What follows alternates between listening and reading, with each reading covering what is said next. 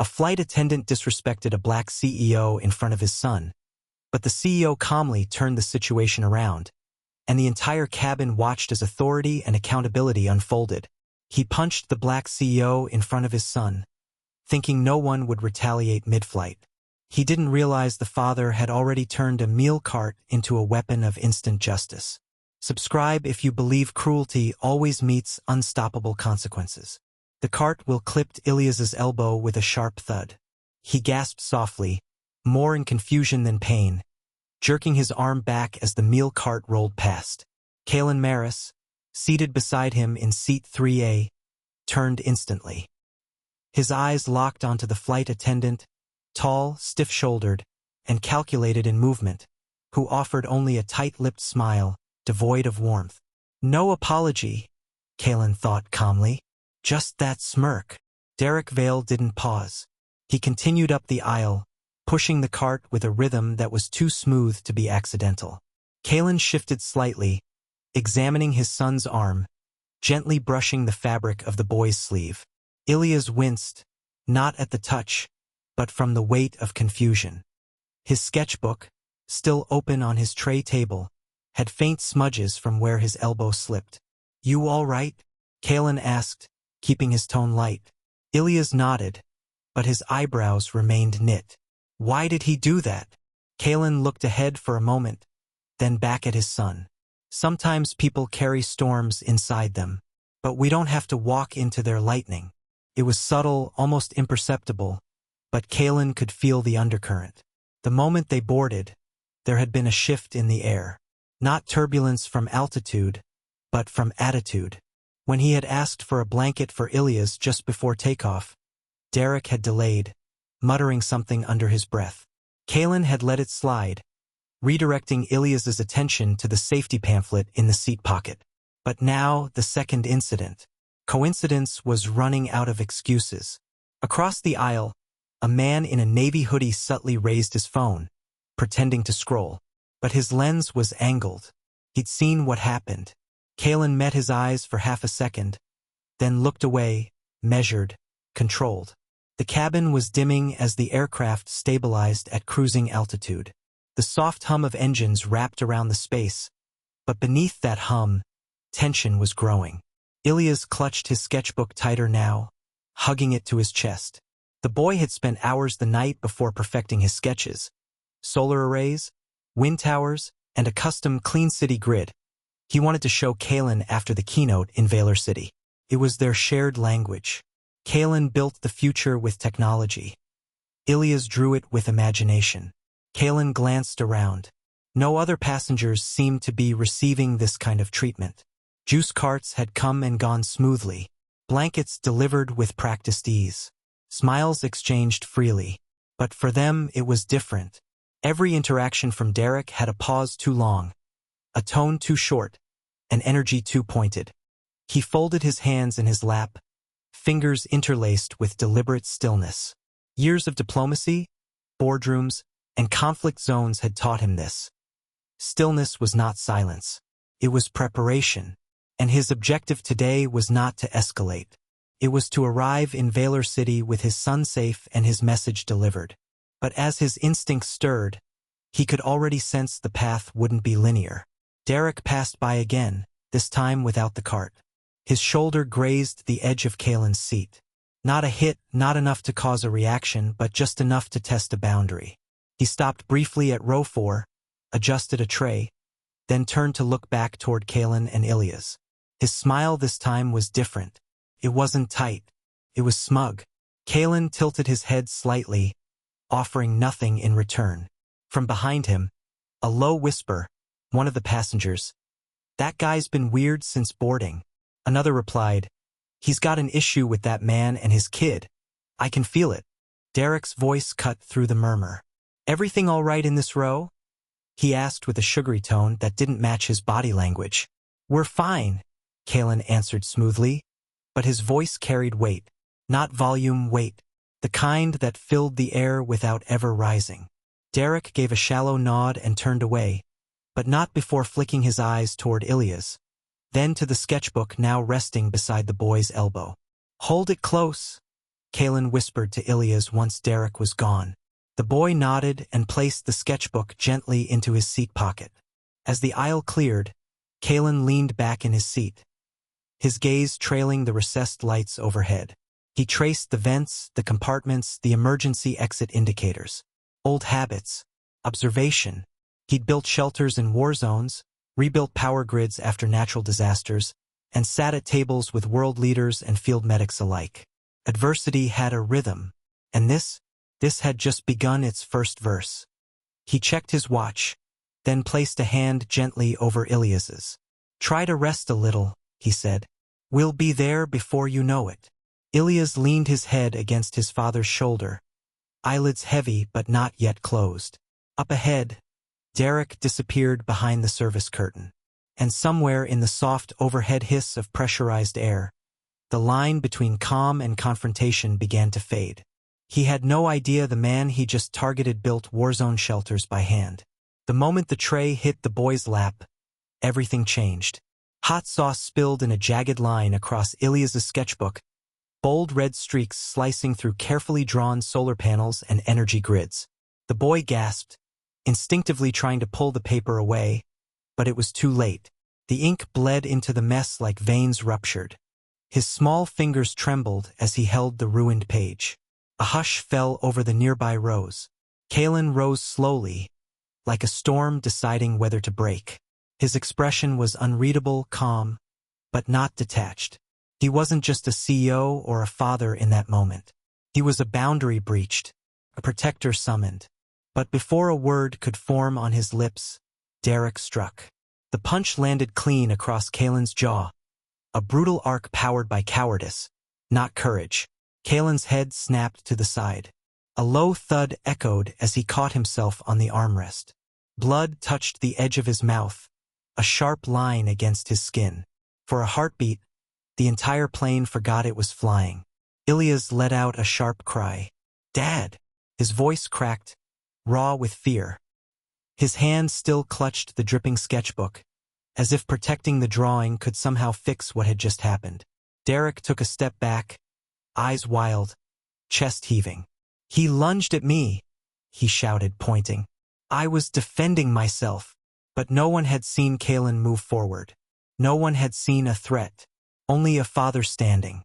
Only a man punched. The lie hung in the air like the stench of panic. Row 14 stirred. A young man, early 20s, stood slowly with his phone in hand. "That's not what happened," he said, voice flat, steady. He didn't raise his tone, he didn't need to. Truth, captured on a screen, carried its own volume. Kalen didn't speak. Not yet. He crouched beside Ilias and gently took the sketchbook from his hands. A napkin, soft, useless, tried to blot away the red. The pages stuck together. The drawing was gone. Ilias's eyes filled, but he blinked the tears back. A middle-aged man in the row ahead turned halfway in his seat, whispering to the woman beside him. A student in the back began recording. One of the flight attendants near the galley hesitated, hovering in place, eyes wide, lips parted as if waiting for permission to move. But none came. Derek's posture shifted now, less dominant, more defensive. His gaze darted between phones, hands, witnesses. The power he thought he held was eroding fast. "Sit down before I have you zip-tied," he snapped at Kalen, voice cracking beneath the tension. Still kneeling beside his son, Kalen slowly raised his head. A trickle of blood traced the corner of his mouth. His voice, when it came, was low, even, measured. "You just made the worst mistake of your career." The silence that followed wasn't empty. It was electric. Derek swallowed hard. His knuckles were still curled, as if unsure whether to commit further or retreat. But the tide had shifted. He could feel it. The cabin wasn't his anymore. The room, the air itself, belonged to the man he just struck. And Kalen hadn't even moved. Not really. In the quiet, the jet engines hummed like a low, distant warning. Somewhere in the back, a baby stirred. The weight of eyes pressed down on Derek, and still he stood frozen. Passengers didn't yell. They didn't need to. Their silence said it all. Kalen gently placed the ruined sketchbook in the seat pocket in front of them. then reached for another napkin and wiped the last smear of sauce from Ilyas's forearm. He glanced down to make sure his son was breathing steadily again. Ilyas nodded, still too shocked to speak, but steadier now, anchored by the calm in his father's hands. Derek shifted again, mouth twitching like he wanted to shout something else, something loud, something that would tilt the power back in his direction. But the moment was slipping, and somewhere deep inside he knew it. He had expected a reaction, rage, a brawl. He had not expected restraint. He had not expected clarity. And most of all, he had not expected witnesses. Row by row, people stared, not at Kalen, but at the man who threw the punch. Derek could feel it. The panic wasn't far behind. Kalen, still crouched by his son, gave one final glance to the attendant who had just redefined the word unprofessional. Then he turned back to Ilyas, gently brushed his shoulder, and whispered, "You're okay. I've got you." The boy nodded again, this time more firmly.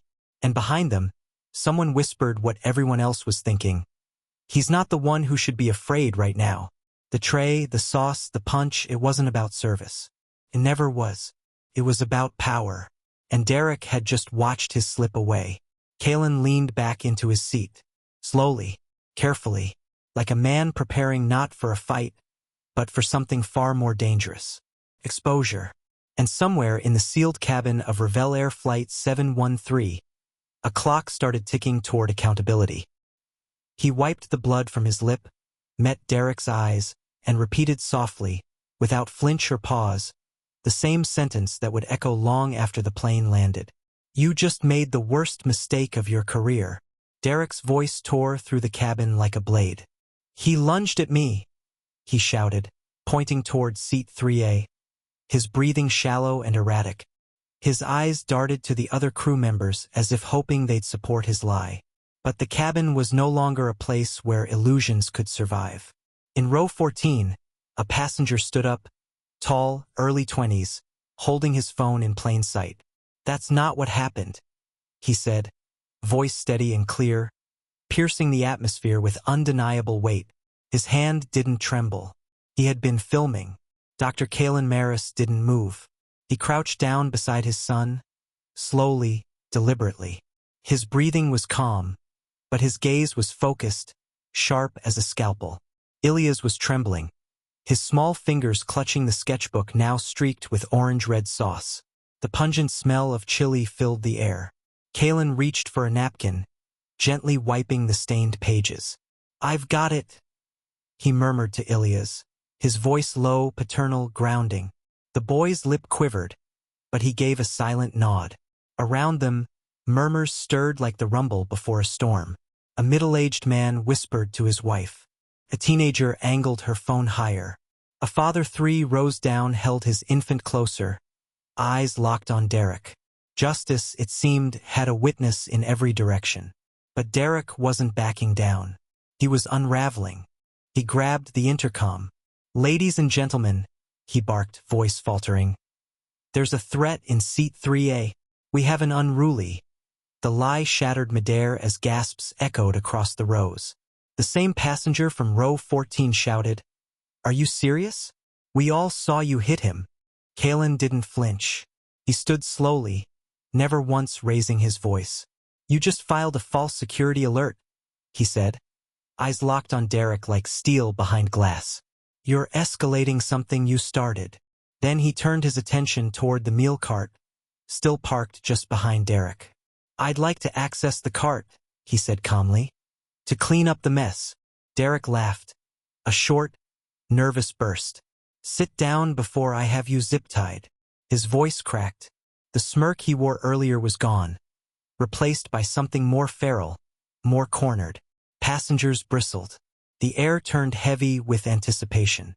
Then, with a precision that only a man who'd lived through more dangerous rooms could summon, Kalen reached down to his carry-on. His fingers moved slowly, deliberately. "No sudden gestures. No panique." He unzipped the bag, parted a leather sleeve, and removed a badge. It wasn't flashy. It didn't need to be. The crew member nearest to Derek, a younger attendant with short cropped hair, caught sight of it first. He froze. His mouth parted as though he'd inhaled a secret. Another attendant glanced over, and his posture changed instantly, from defensive to deferential. Even a passenger near the cockpit door sat up straighter, recognizing the insignia that most civilians wouldn't understand. Only Derek was blind to it. "What's that supposed to be?" Derek scoffed, but his voice betrayed him. Quivered just slightly. Kalen stepped forward, not aggressive, not hostile, just certain. His tone was even, the edges lined with something ancient and immovable. "You're not cleared to touch me or my son again," he said, eyes locked like targeting lasers. "And if you try, you'll regret it before this flight descends." Derek lunged. His arm shot forward, fingers outstretched, aiming to grab Kalen by the collar in front of a stunned cabin. But Kalen Maris was already moving, no hesitation, no wasted motion. With his left arm still around Ilya's, he rotated just enough to avoid the grasp. His right foot locked the wheel brake on the nearby meal cart, and with a swift flick of the wrist, he yanked the brake lever free. The heavy cart jerked forward. In one seamless motion, Kalen angled the cart between himself and Derek. The steel frame struck Derek mid-torso with a metallic thud, pinning him against the side of row 5. A collective gasp tore through the aisle. Derek staggered, arms flailing, mouth opening in a gasp that never turned into words. Kalen didn't flinch. With calculated precision, he gave the cart a measured shove. Not reckless, not panicked, but firm. It rolled forward, wheels rattling violently against the uneven carpet. Derek stumbled backward, his balance gone, arms raised too late. His foot caught the edge of someone's carry-on bag jutting from beneath a seat. Then the scene shifted into slow motion. Derek's back slammed against the cabin wall near row 18. The metal edge of the cart struck the bulkhead with a jarring clang, reverberating like a final punctuation mark. He slid down the wall in a heap, legs splayed, eyes wide with disbelief, arms twitching in delayed protest. For a breathless second, the cabin went dead silent. Then someone clapped. Then another. And another. A rising sound swept through the plane. Not fear, not chaos, but applause. Loud, rhythmic, pulsing like a heartbeat finally freed from compression. A man in row 10 stood, raising his phone high. "That's justice," he called out. Kalen didn't turn to acknowledge it. His focus had already returned to Ilya's. The boy's small fingers trembled around the edge of his sketchbook, the pages now creased and stained. His eyes, wide with fear seconds ago, now searched his father's face for reassurance. Kalen knelt beside him, one hand resting on his son's shoulder, the other gently brushing a loose curl from the boy's forehead. "You're safe now, son," Kalen said quietly, his voice calm as still water but carrying the weight of something ancient and immovable. Derek groaned behind them. A shadow fell across the aisle. A passenger had risen, a man in a zip-up hoodie and jeans who had remained silent until now. He stepped forward, calm and deliberate, revealing the black badge clipped discreetly to his belt. "Federal Transit Marshal," he said, lowering his voice for clarity. He approached the crumpled flight attendant, placed a firm knee between Derek's shoulder blades, and pulled out a set of temporary zip-tie restraints. "You're not going anywhere until they land." Derek flailed, trying to argue, but his words choked behind the weight of his own embarrassment. His voice had lost its edge. All that remained was scattered noise, rage that didn't know where to land anymore. Passengers turned in their seats to watch. Some filmed, others simply stared, finally vindicated after enduring the tension since boarding. The captain's voice crackled over the intercom but hesitated. He, too, was likely watching the drama unfold on the internal monitors. Ilyas leaned into his father's chest, still shaken but visibly steadier. Kalen didn't look back at the restrained man behind him. He kept his hand on Ilyas's back, breathing in sync with his son's small inhales. The marshal remained in position, body angled protectively between Derek and the front of the cabin. Derek writhed beneath him, whispering curses, spitting denials, but it was all air now, no force behind it. Kalen glanced at the passengers. then at the flight path display still glowing overhead. They weren't even halfway through the flight. His voice dropped to a register just above a whisper. Steady. Cold. Now the flight really begins. The sound of metal wheels echoed sharply as the meal cart slammed against Derek Vale's torso, sending him hurtling backward down the aisle. The impact was clean, calculated. Kalen Maris didn't move after that, not one step. He stood there, steady as stone, watching the flight attendant tumble, his limbs flailing helplessly until he crashed into the bulkhead at row 18 with a dull thud. Gasps rippled through the cabin. A woman clutched her chest. Someone cursed under their breath. But the man who caused it, the black CEO with blood on his lip and fire in his gaze, remained perfectly still, like a conductor who had delivered the final note of a long-awaited crescendo. Derek groaned, wedged between the cart and the wall, struggling to get up. But before he could gather himself, a passenger from row 19 rose calmly and stepped forward. He was lean, late 30s, his shirt untucked from a long flight, and his eyes alert. Without a word, he pressed his boot gently but firmly on Derek's spine, pinning him down with effortless authority. "Stay down," he said, voice low but unshakable. "You've done enough damage." Then he reached into his jacket and flashed a badge. Federal Transit Air Marshal. His name tag read, Officer Marlowe. The tension in the air didn't ease. Transformed.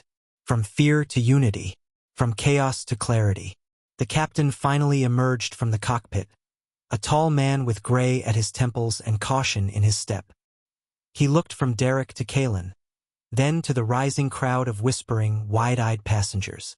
One man handed him a phone. Another held up his own. The captain scrolled through the footage, his eyes growing heavier with each second of playback. Silence held the room as he lowered the device. "You just endangered everyone on this plane," he said, turning slowly toward Derek, whose face was reddened, not from the fall, but from the sudden collapse of authority. Derek's lips parted, ready to spin another lie, but the air marshal shook his head. "I was undercover for unrelated reasons," Marlowe said, addressing the captain directly. "But I just witnessed a felony midair, assault on a civilian, attempted escalation of false protocol. He goes in restraints until we land." Derek's protest turned to panic. "I was defending myself.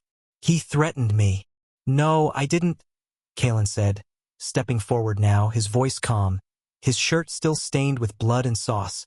"I asked for a blanket. I asked for juice. Then I asked for space.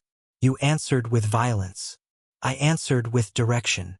As Marlowe zip-tied Derek's wrists behind his back, a medic passenger came forward from row 6, a middle-aged man with a tired expression and a calm demeanor.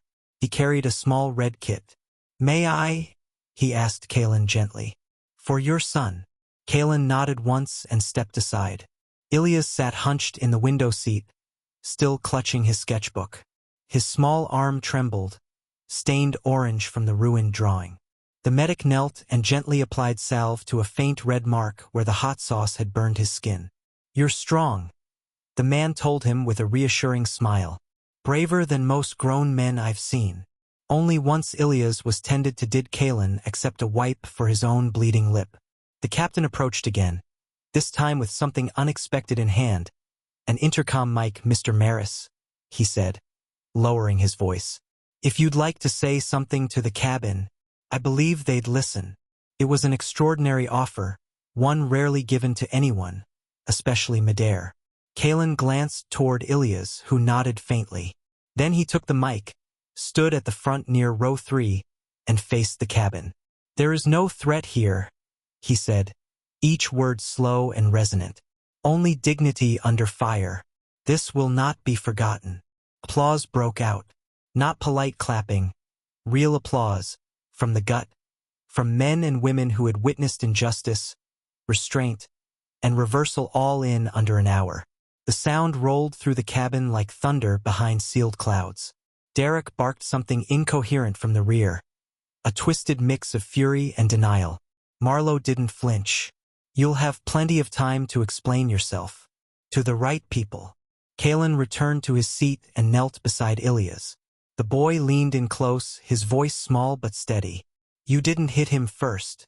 Kalen smiled faintly, brushing a strand of hair from his son's forehead. Sometimes the strongest strike is standing still first. Derek Vale thrashed in his restraints, the plastic zip ties creaking beneath the pressure of his wrists, but holding firm. His voice cut through the cabin like a blade. This isn't over. You assaulted me, he shouted.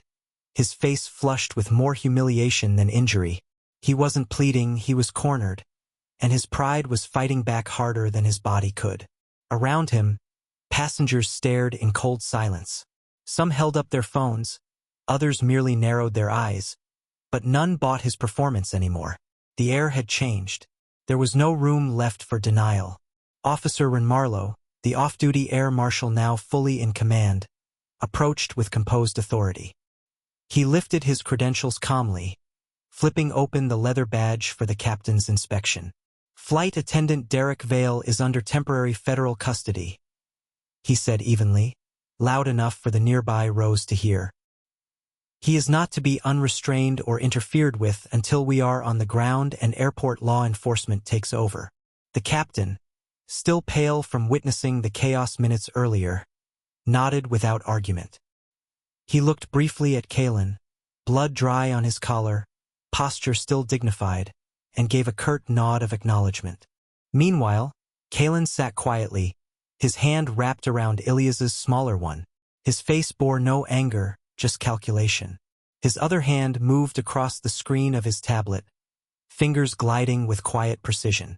A secured app opened, and within seconds, he began uploading clips of the altercation into a pre-authorized legal channel. The footage wasn't just evidence, it was a timeline, a living record of every breath, every provocation, every opportunity Derek had to stop before choosing not to. Sir, came a hushed voice beside him. Kalen turned slightly. It was Terrace, a junior steward with anxious eyes and trembling fingers. His voice shook, but something in Kalen's calm seemed to steady him. I just wanted to say I saw it all.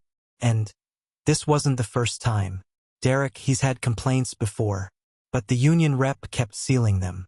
Said we couldn't afford to lose senior crew before holiday season. They buried it, sir. Kalen didn't blink. He offered no praise or scorn, just a slow, grave nod. Thank you for telling me. That matters. He didn't push for more.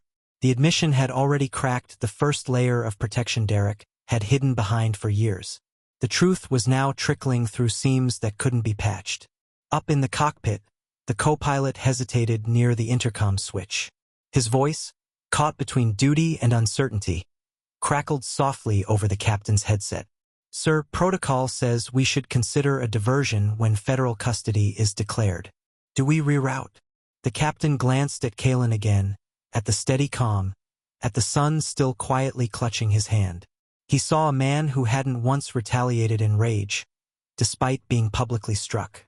A man who acted not in aggression but in defense. Kalen spoke before the captain could reply. Let the flight land where it was planned, he said quietly, without even turning. The evidence will travel farther that way.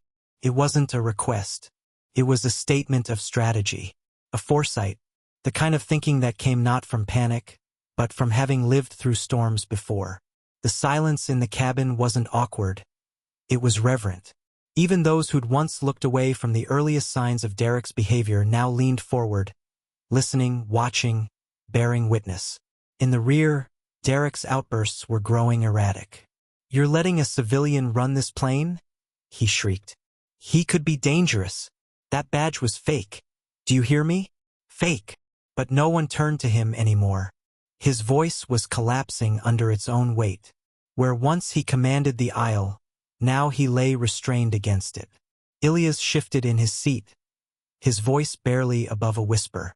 Are we safe now? His eyes, though less afraid, still held shadows.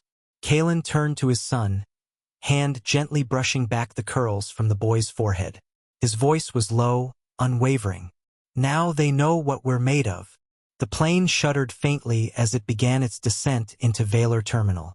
Outside, the lights of the city flickered like embers beneath a cloud bank.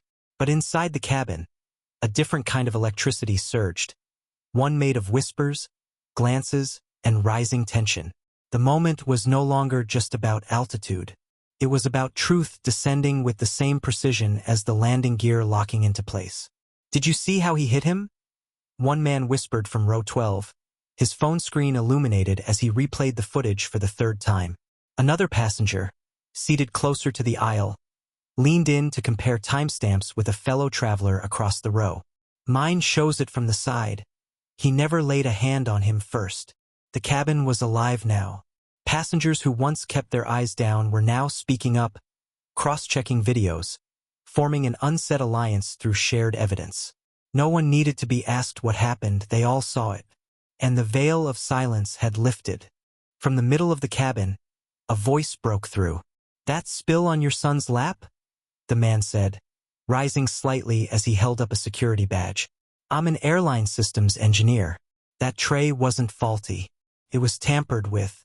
You could see it in the lock pin. That was deliberate." Kalen turned his head slowly, the muscle in his jaw tightening. He gave the man a quiet nod of acknowledgement. His hand tightened around Ilyas's. The boy was calmer now, steadying himself with his father's presence. But in Kalen's mind, a new layer of the incident was crystallizing. This wasn't just aggression. It was premeditated humiliation. From the back, Derek barked over the noise.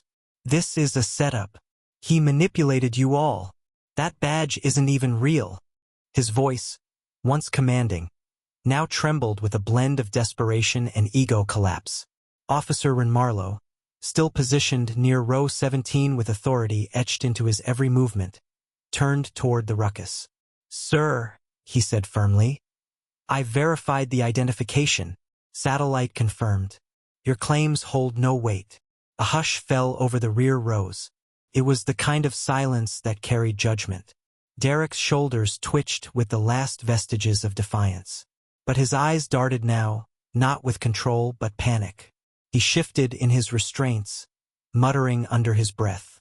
Marlowe stepped forward again, his gaze sweeping over Derek like a blade drawn in daylight. "What's this?" he asked, reaching into the front of Derek's vest pocket. He pulled out a small device, barely the size of a keycard. It gleamed with authority, but its context made it damning. Passengers leaned in. The moment felt stretched, tight as wire. "What is it?" someone asked quietly. Marlowe turned it over, then looked at the captain's console behind him. "An override badge. Secondary staff access. Unofficial." He raised it in the air so nearby passengers could see. "These are used by senior-level staff to bypass lockouts during emergencies. Problem is, you weren't authorized for this." Derek froze. His color drained faster than the cabin's air pressure equalizing. He opened his mouth, but no words came. Only shallow breaths. Kalen's voice slid through the tension like polished stone. He leaned forward slightly in his seat, not rising. His tone didn't need volume, just precision. "You turned this aircraft into a stage," he said, eyes locked on Derek. Now the curtains dropping. The wheels kissed the tarmac with a whisper of friction, but the moment the aircraft settled, it felt like a loaded spring had snapped. At Gate C7, a wall of security personnel stood ready, flanked by media crews, microphones poised like bayonets, camera lenses glinting under the fluorescent terminal lights. Someone had leaked the incident before the wheels even touched down. Flashes strobed through the window panes like silent lightning, illuminating the expressions of passengers now standing in the aisle, their phones clutched like torches of truth. Derek Vale, bound in temporary restraints, began thrashing even before the doors unlatched. His voice was a jagged blade. "Don't touch me. I have executive immunity. I know my rights." The sharp bark echoed off the fuselage walls, drawing wary glances. His once starched uniform was now wrinkled and sweat-stained, his hair matted, his mouth tight with a mixture of rage and dread. He was no longer a gatekeeper, he was the spectacle. Officer Marlowe rose from his seat near row 5, unfastening his belt with the unhurried calm of a man who'd seen real chaos before. He moved to Kalen Maris and his son, offering a protective nod. "We'll walk out together," he said quietly. his voice cutting through the hum of anticipation. Kalen gave a single nod. His posture was straight, his suit unruffled save for a faint stain from earlier, and his hand rested gently on Ilyas's shoulder. The boy clutched his father's fingers, eyes alert but no longer afraid. As the doors opened and the aircraft connected to the jet bridge, a corporate-looking man in a silver tie and navy blazer stepped into view. Clean-cut, rehearsed smile, eyes darting between the cameras and Kalen. He extended a hand that never got close enough to be shaken. Mr. Maris, on behalf of Revel Air, we deeply regret any misunderstanding. There was no misunderstanding, Kalen interrupted, his voice steady, cold as steel. Just misconduct and neglect. The man faltered, blinking, his rehearsed grin cracked at the edges. Of course, we're prepared to resolve this discreetly, should you prefer. Kalen turned his body slightly, positioning Ilyas behind him, then tilted his head. You're not aware, he said, not as a question but a declaration. I already forwarded the footage to 3 regulatory agencies and a civil rights oversight committee before we landed. Your window for discretion closed at 31,000 feet. Marlowe's radio crackled. Federal transit agents were confirmed outside the gate. He signaled Kalen to proceed. Behind them, Derek's protests grew louder and more erratic. This is a trap. He set me up. He faked everything. He's not even who he says he is. The irony twisted like a noose. His words only drew more cameras and more attention. As they exited, a blur of flashing bulbs met them. Kalen didn't flinch. He kept his focus on the path ahead, shielding Ilyas with the natural authority of a man who had protected others long before this flight. But just before they cleared the gate threshold, another voice cut through the chaos. A breathless young male attendant, red-faced from running down the concourse. Wait, he panted, gripping a manila folder. I opened Derek's locker. He had dozens of prior write-ups in there. Some were even marked for termination. All sealed. They were flagged as non-actionable due to staffing constraints. His voice cracked as he finished. I thought you should know. Gasps rippled from those nearby. Reporters surged. The Revel Air representative went pale. Kalen paused for only a second, then turned his head back toward the crowd, toward the cameras, toward the systems watching. He spoke softly, but it carried like thunder. I don't fix PR problems. I correct systems. Within 48 hours, the footage detonated across the digital sky like a flare in a dark forest. It began with a single clip, a father shielding his son, a flight attendant's fist, a meal cart used not in service but in defense. And then came the ripple. Reposts, stitched reactions, slowed down frame-by-frame breakdowns on news channels, each segment carrying the same astonished tone. Headlines flashed across every platform like sirens. CO assaulted midair. Father defends son with meal cart. Airline cover-up exposed. The public's reaction was swift and visceral, comments flooding with outrage, solidarity, and a demand for justice. Yet amidst the chaos, Kalen Maris responded not with fury, but with clarity. In a sharply lit room back at his hotel, Kalen recorded a calm, 2-minute video titled Dignity at 30,000 feet. No lawyers, no dramatics. Just him, seated with a firm gaze and a measured voice. What happened aboard Revel Air Flight 713, he began, was not a misunderstanding. It was a line crossed, a line many have seen before but could not record. His delivery was precise, stripped of accusation yet loaded with consequence. This isn't about seats, nor status. It's about safety. It's about dignity, especially when a child is involved.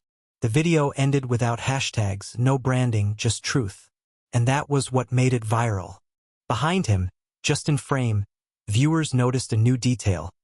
A stained sketchbook, now carefully framed. It was Ilyas's drawing, the one splashed with hot sauce during the incident. The red blotches had become symbols, not of violence, but of quiet resilience. The image struck a chord. Parents saw their sons. Veterans saw chain of command betrayal. Advocates saw yet another abuse shielded by policy. until someone finally said, "Enough." As public sympathy surged, Revelair scrambled into damage control.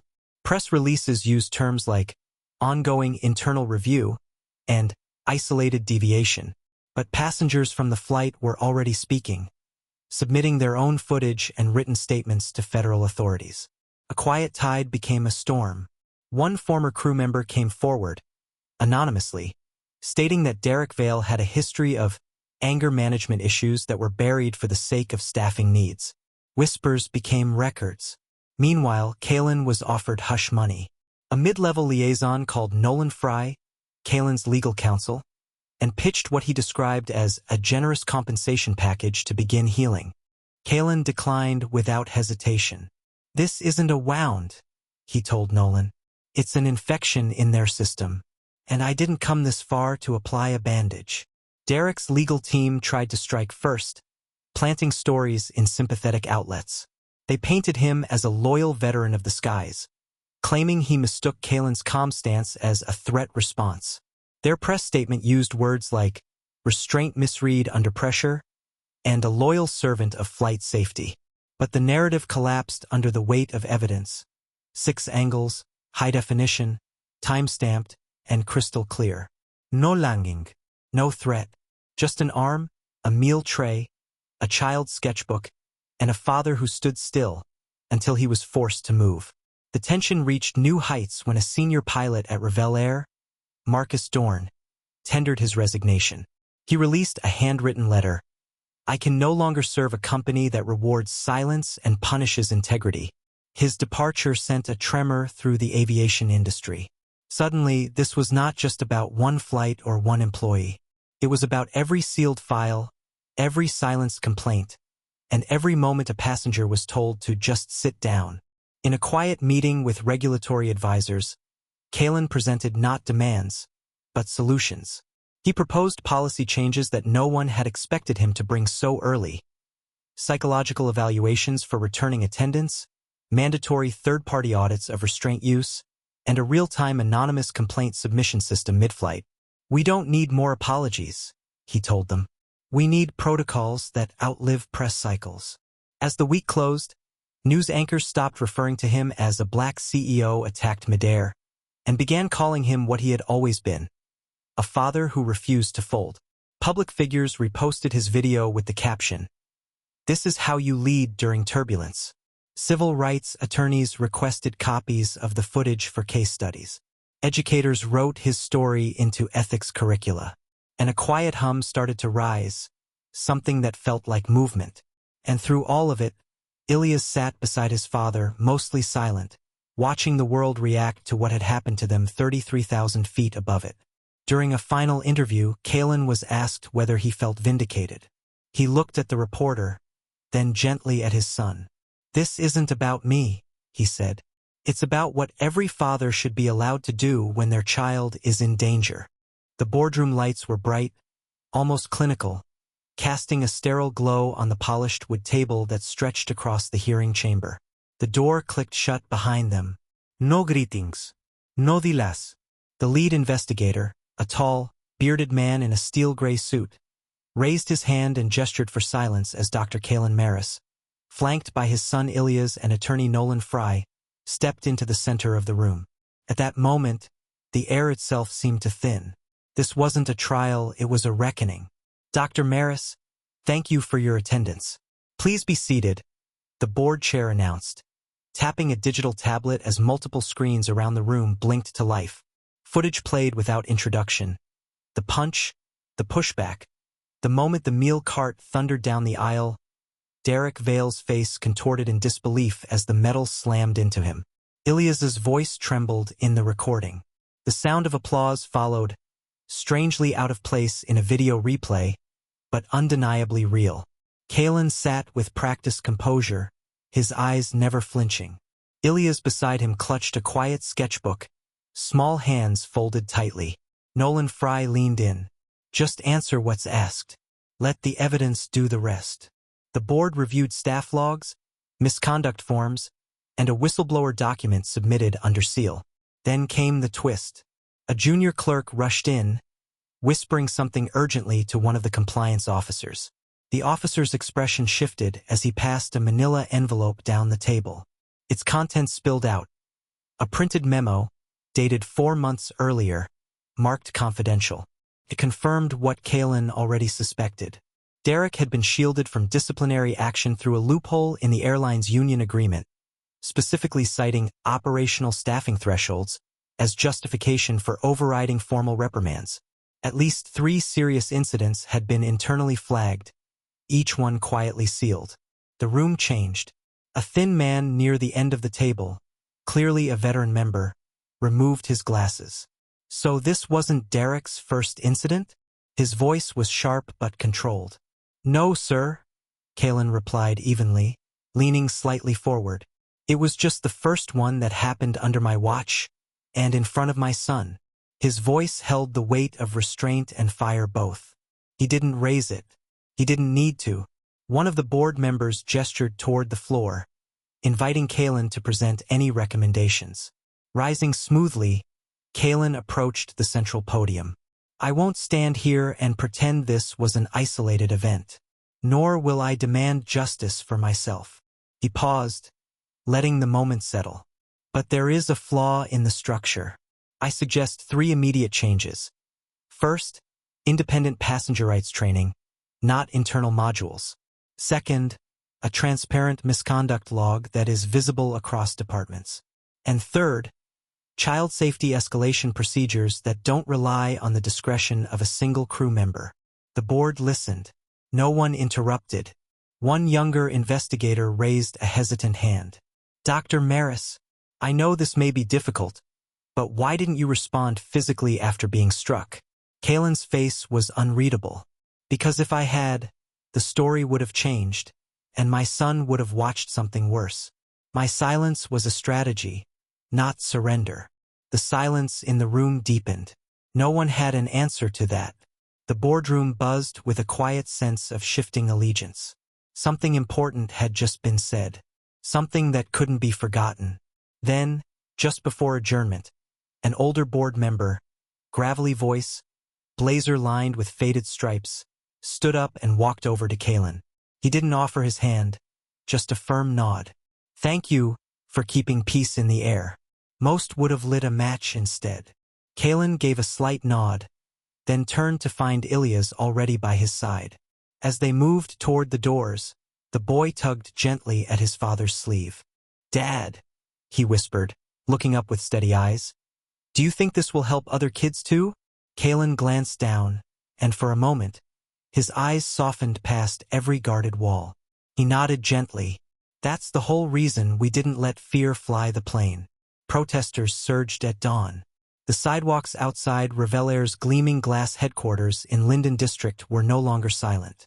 Chants echoed between the towers, low, determined, and rising. "Justice at cruising altitude," they cried. "Protect our children on board." Security guards shifted uneasily behind chrome barriers as a sea of cardboard signs bobbed in the morning light. One read, "He defended with a meal cart. You defended with silence." Another simply bore a child's drawing of a plane, crossed with a red X. News vans lined the avenue, their reporters broadcasting live as the growing crowd pressed forward. The footage from Flight 713 had shaken the nation, but what followed stirred something deeper. Public reckoning. Inside the building, the mood was suffocating. Interim Director Von Kellier stood rigid in front of the boardroom window, jaw tight. He had taken the job barely 72 hours ago, following the CEO's abrupt resignation. The board hadn't even thanked her. They were too busy arranging emergency audits, legal triage, and press statements. Vaughn turned to the room, pointing to the projection screen. "This is not a PR crisis," he said coldly. "This is a moral one." Behind him, frozen on screen, was the now iconic image of Kalen Maris, blood still on his collar, standing protectively in front of his son, while Derek Vale screamed behind restraints. But outside that corporate fortress, Kalen wasn't watching the news. He was moving. In a converted civic building across the city, now doubling as a temporary operations center, Kalen paced slowly between drafting tables and workstations. His voice was low but purposeful. No labels. No sponsors. This isn't branding, it's building trust. Around him were volunteers, young engineers, retired pilots, legal students, all male, all called to serve by the story that had stunned the skies. They were launching something new, something personal. The Ilias Protocol Foundation. Live monitoring apps? Kalen asked, turning toward a tall man with wireframe glasses. The man nodded. Beta's up by midnight. Parents will be able to report in real time and store footage offline. And legal access teams? We've secured pro bono partners in 14 cities. By month's end, we'll cover 23. Good. Keep them anonymous until we're ready. I want the focus on outcomes, not names. As they worked, Ilias sat cross-legged in the corner, sketching. His pencil moved slowly, deliberately, tracing a figure with broad wings sheltering a child below. A phoenix, not a flame, but strong and steady. Its wings curved like a shield. When Kalen passed by, Ilias held it up. "It's us," the boy whispered. "But safe." Kalen paused, studied the lines, and gently took the drawing. "It's the foundation logo," he said simply. Around the room, heads nodded. Some teared up. The next day, at a press conference held outside the old courthouse steps, Kalen addressed the public for the first time since the trial announcement. There were no suits behind him, no corporate logos, just a banner bearing the Phoenix Wing logo in crisp black ink. Microphones extended from every angle. Reporters leaned in. Kalen's voice was calm. "We've launched the Ilias Protocol Foundation," he began. "We'll defend families who can't afford lawyers. Investigate when no one else will. We've built an app to protect passengers in real time, and we're just getting started." He glanced to the side, where Ilias stood holding a folder filled with more drawings. "We've had offers, money, endorsements, branding partnerships. We refused them all." A murmur swept through the press pit. "We won't be branded," Kalen said, voice tightening. "We'll be believed." The crowd stilled. It was the kind of moment that settled deep into people's bones. A cameraman wiped his eyes. A former pilot standing nearby removed his cap. Then a reporter dared to ask, "What do you hope comes from all this, Dr. Maris?" Kalen looked toward the sky, planes crisscrossing high above. He didn't pause long. Accountability should never need altitude to take off. The courtroom lights were bright, but they couldn't outshine the quiet tension that gripped every man seated in the chamber. Derek Vale sat stiffly behind the defense table, his expression rehearsed, eyes darting toward the rows of spectators. Directly across the aisle, Kalen Maris entered, his pace smooth and unhurried, flanked by his attorney Nolan Fry and his 9-year-old son, Ilias, who clutched a sketchbook like it was armor. There were no greetings, no eye contact, only the heavy presence of truth waiting to be spoken aloud. Judge Theron Maller called the courtroom to order. "We are here to hear charges against Derek Vale, including endangering a minor, falsifying flight records, and abuse of in-flight authority. The defendant has pled not guilty. We will now proceed with testimonies." His voice echoed, a gravelly weight that matched the mood. Derek's defense attorney stood first, attempting to take control.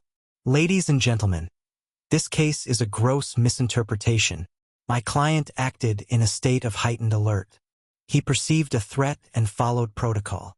But even as the words spilled forth, the courtroom watched the screen ignite with the first piece of evidence. A silent clip of Derek punching Kalen across the face, the camera capturing the exact angle of his clenched fist. Ilias's scream just outside frame. Murmurs rippled. Derek's jaw tightened. One by one, witnesses were called. Passengers, medics, off-duty security personnel. The footage matched every story. There was no ambiguity, only consistency.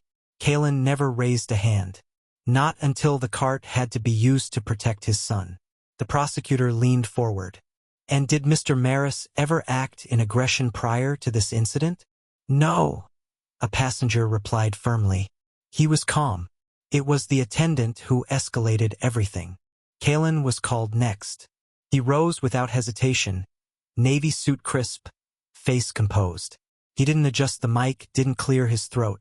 He simply looked straight ahead and began. On Revel Air Flight 713, my son was targeted, humiliated, and put in harm's way. When I asked for a blanket, I was ignored. When my son received hot sauce poured on his drawings, I didn't react in anger, I cleaned it. When I stood to address the man who harmed my child, I was struck in the face. His tone never wavered, but the steel beneath it rang clear. I did not retaliate, I protected. There is a difference. From the defense table, Derek shifted uncomfortably. His attorney leaned over, whispering furiously. But it was too late. The climax came not with Kalen's testimony, but with Officer Renmarlo, the undercover air marshal who had been aboard that flight. He took the stand with a silent authority, his badge placed openly on the desk before him.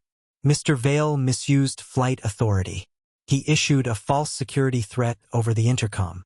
He altered the in-flight incident log, and I recovered the original version before it was overwritten. Then came the damning blow. Marlowe reached into a folder and presented a flight manual flagged and tagged. He had this on him, an unauthorized override badge, giving him emergency lockout privileges. Only senior staff are cleared to carry it. Mr. Vale is not one. The courtroom stiffened. Derek's mouth parted slightly, but he said nothing. The judge looked down through his glasses. Mr. Vale, do you wish to respond? Derek stood, suddenly desperate. I didn't mean harm. I was under pressure. Staff shortages, delays. I was told to keep the flight under control. His voice cracked. I was just following the atmosphere the airline created. But the prosecutor didn't flinch. And how does that explain punching a father in front of his son? Silence. Then a voice from the back whispered, It doesn't. It was Terrace, the steward who'd confessed to Kalen privately months ago. Now he had stepped forward, uncalled, to offer truth. I filed a complaint against Derek last year, he said, addressing the judge directly. It was buried. The union covered it. We all knew he was unstable. The final moments of the trial unfolded like quiet thunder. Testimony after testimony layered atop each other. The court reviewed audio logs, time-stamped edits, sealed incident reports, all reopened. Derek's story unraveled not in shouts, but in firm, measured truths spoken by men who'd been silent for too long. When the sentence was read, Derek didn't look up. 5 years. Permanent aviation ban. The gavel struck once, and with it a system cracked. Revel Air issued a formal apology under federal supervision days later. But the bigger shift came when the airline released an internal memo, renaming its crew conduct manual. Not just an edit and overhaul. The Maris Protocol. For transparency. For training. For truth. Reporters gathered. Flashbulbs sparked. Kalen declined all interviews except one. A quiet sit-down recorded in his office, with Ilya sketching just off camera. He thought punching me was the final blow, Kalen said softly, eyes level with the lens. Turns out it was just the opening bell. The wheels had barely left the tarmac when a soft knock came at seat 3B's armrest. A young male flight attendant, early 20s, neatly groomed with a lanyard that read New Horizon Crew Program, stood with a sketchpad and a juice box in hand. His expression held both reverence and restraint, as if approaching a monument he didn't want to disturb. Mr. Maris, it's an honor, he said quietly, offering the items to the boy seated beside the CEO. Ilyas blinked, startled, then accepted the sketchpad with both hands, whispering a thank you as he glanced up at his father for permission. Kalen gave a single approving nod. The attendant's smile widened slightly, then he stepped away without fanfare. The cabin was hushed, not out of fear, but out of awareness. A subtle energy pulsed through the air like a shared memory. Several passengers had already recognized the man in 3A. One older man across the aisle gave a respectful nod. A younger one in business attire lowered his phone, as if choosing not to take a photo out of deference. Kalen noticed these gestures, filed them away, and turned slightly toward the window, allowing Ilyas the space to explore his new sketchpad. Outside, the clouds parted as the plane climbed, sunlight slicing across the wing. Kalen leaned his head back, not out of weariness, but reflection. The year behind them had been long: courtrooms, hearings, press conferences, and reform drafts. He had spoken in rooms full of lawmakers and sat in silence beside his son, while testimony painted images of neglect and cover-ups. Yet this moment was different. There was no microphone, no flashbulbs, no adversary.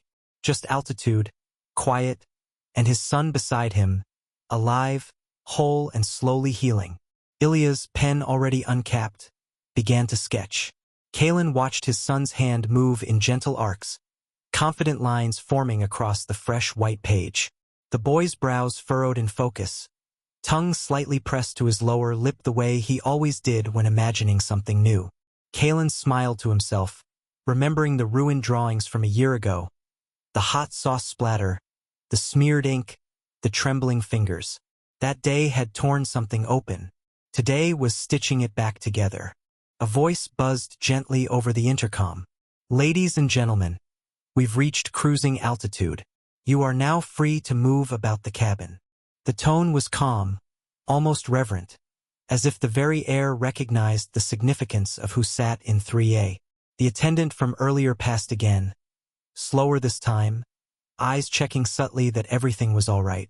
Kalen met his gaze, nodded once more, and returned to silence. No need for performance. No need to speak. From the seat beside him came a small rustle of paper. Ilyas turned the sketchpad toward his father. The drawing was clear. A meal cart, almost identical in design to the ones used in aircraft service, but modified, its wheels exaggerated, its base extended, flames erupting beneath it like engines. Above it, a contrail arched through cumulus clouds, and strapped to its top was a child with goggles and a smile. The cart was no longer a tool of defense, it had become a rocket. Kalen blinked once, taken off guard by the metaphor. His throat tightened. For a moment he couldn't speak. Ilyas looked up with innocent pride, eyes searching for approval. "I turned it into something better," the boy said. "So it can go even higher." Kalen reached out and gently placed a hand over the corner of the drawing, steadying it as if to keep it from lifting off. His voice, when it came, was low and warm. "That's beautiful, son." They sat there in quiet unity, father and son, the weight of history behind them and the sky ahead. The humming engines felt like a heartbeat now, not of metal, but of something deeper, a collective pulse that had followed them across courtrooms, through stormed gates and stained carpeted aisles, and now brought them to this moment of healing. No grand declaration. No applause. Just air, movement, and art. Kalen closed his eyes briefly, letting the hum soothe him. He opened them only when Ilyas leaned closer again, placing the sketchpad in his lap and whispering with a voice that still held wonder, but no longer fear. "We didn't just land the truth. We launched it." He struck the CEO, and froze as the man rolled him down the entire aisle with the meal cart, leaving the cabin in shock. If you believe real authority protects and punishes simultaneously, subscribe now, because justice always lands first and hardest. Disclaimer: the story you just watched is fictional. It highlights abuse of authority, prejudice, and the power of composure and strategic action in confronting wrongdoing. Its purpose is to raise awareness, inspire empathy, and encourage conversations about equality, justice, and treating every passenger with dignity and respect.